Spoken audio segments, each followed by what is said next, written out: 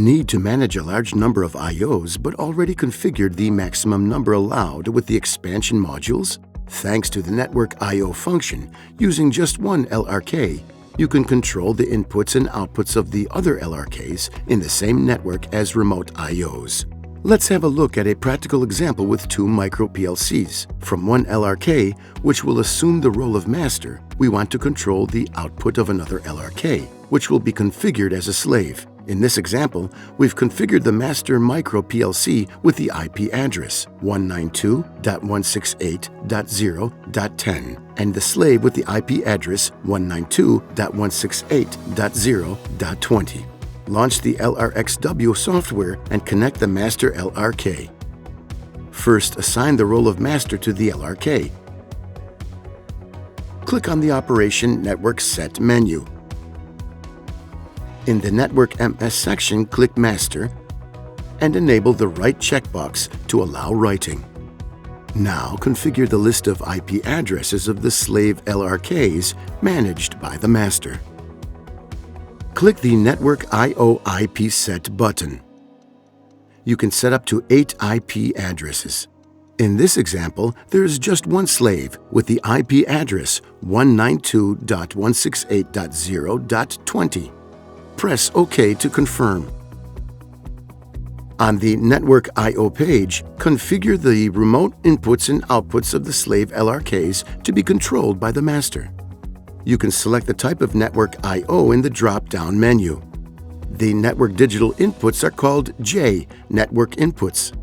The network digital outputs are called K, network outputs. Similarly, the NAI, network analog inputs, and NAQ, network analog outputs variables represent respectively the network analog inputs and outputs. For example, suppose we want to control the physical output Q03 of the LRK slave from the master, which is a network output for the master. Click on K Network Outputs. Choose one of the available K variables, K01 for example.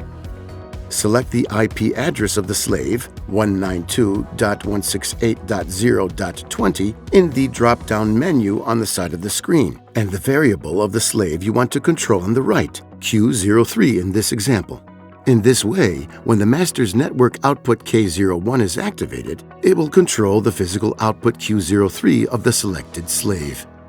Repeat these steps to configure as many network variables as you need. Press OK to confirm.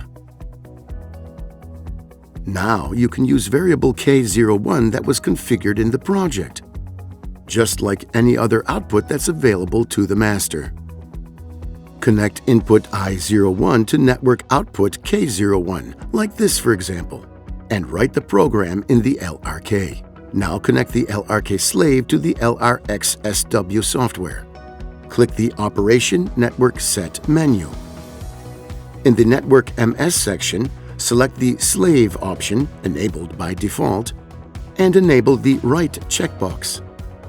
Set the master LRK IP address 192.168.0.10 in the Master field.